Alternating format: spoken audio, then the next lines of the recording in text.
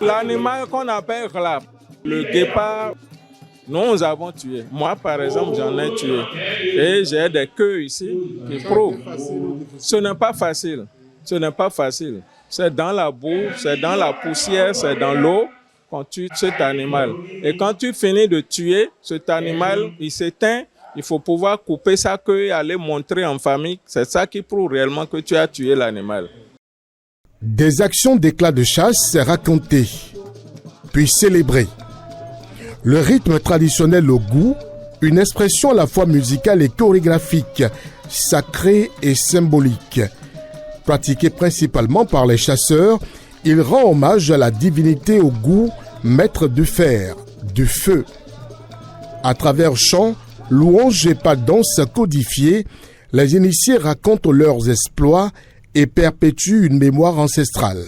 Le rythme au goût, c'est un rythme identitaire qui est consacré au royaume Yoruba, s'il faut le dire. Le Yoruba regroupe beaucoup d'ethnies ou de dialectes. Il y a Dacha, qui est ici, il y a le Nago, il y a le Ife, il y a le Icha, il y a le Ondo.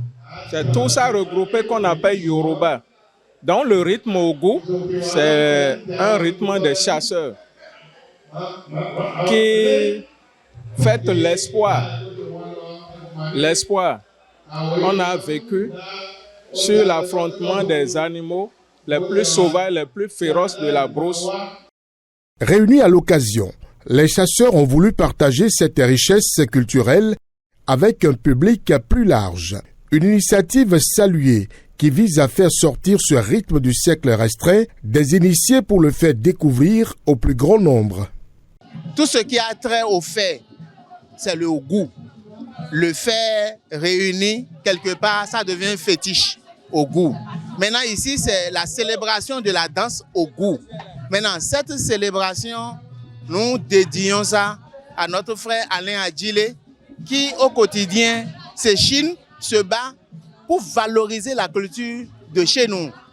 Et le responsable du bar Légende du Place Club, et mon très cher frère ami de très longue date, M. Massim Koba, qui fait beaucoup pour la culture Idaja. Vous savez, il est maternellement de Zinvier et paternellement de Dassa. Mais il s'échine, tu vas même croire qu'il est et de père et de mère Idaja. Il adore la culture de chez son papa. Il adore la culture de chez lui. Donc, satisfait total. Vous voyez, l'ambiance est bonne, la fête, elle est totale. Pour les organisateurs, cette rencontre s'inscrit dans une dynamique de transmission et de valorisation. Il s'agit non seulement de préserver cet héritage, mais aussi de l'inscrire durablement dans le patrimoine culturel béninois. Vous allez constater que l'artiste que je suis venu avec et ma femme et mes enfants. Il faut que mes enfants découvrent, qu'ils sachent qu'il y a un rythme culturel chez nous à Dassa, qui est la danse des chasseurs qu'on appelle le Ogu. Maintenant, Ogu Déise est en train de naître.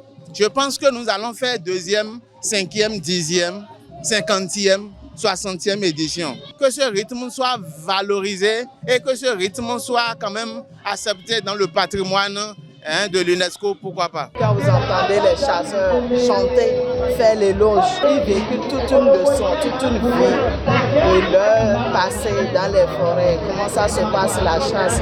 Et bon, vous allez voir qu'ils se taquinent, c'est que dire telle personne est héros et tel autre est camp, donc ça permet quand même une convivialité et nous devons reconnaître ça et on doit aussi faire cette promotion de sorte que nos enfants n'oublient pas leur identité culturelle. Longtemps réservé aux initiés, le rythme au goût, reconnaissable à ses chants puissants et ses danses expressives, s'ouvre progressivement.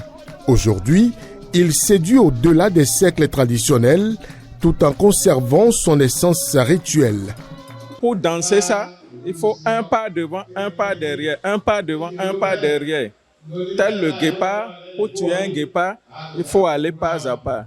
Tu peux faire 2 pas devant et 2 pas derrière jusqu'à ce que tu l'affrontes par le derrière. Donc c'est ça le rythme au goût. Tout le monde peut le danser mais de façon festive. Sinon, s'il faut le danser vraiment, il faut être initié.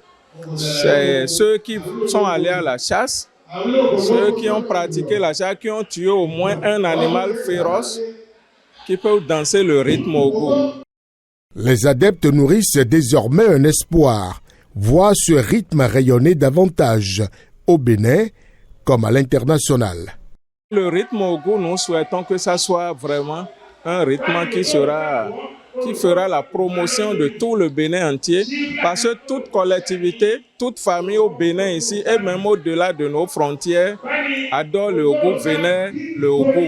Ogo, quand on parle de Ogo, comme le commun de mortels dit Ogoudier, Ogo a tué si. Non, Ogo n'est pas une divinité qui fait du mal, mais Ogo, c'est une divinité qui ouvre la voie, le chemin du bonheur. Quand on prend les bulldozers, les tracteurs, tout ça, pour tracer des voies, ça c'est Ogo. Ogo est symbole de la ferraille, du métal. Qu'on soit sur moto, qu'on soit dans les bus, partout, ou même à pied là, on a des métals, des bagues en main. Nous sommes en train d'évoluer avec Ogo. Ce n'est pas une divinité qui fait du mal. C'est vrai, c'est une divinité de la justice. Mais ce n'est pas une divinité qui fait du mal. Ogo est là, il ouvre le chemin du bonheur. Quand tu veux d'emploi, tu ne trouves pas. Quand tu es dans des difficultés terribles et tu vas chez Ogo, Ogo t'ouvre la voie. Il va te détacher de toute anomalie, de tout malheur. Entre tradition et ouverture, le rythme Ogo trace ainsi son chemin, porté par la ferveur de ses gardiens. Un héritage vivant qui, loin de s'éteindre, s'affirme peu à peu comme un symbole fort de l'identité culturelle béninoise.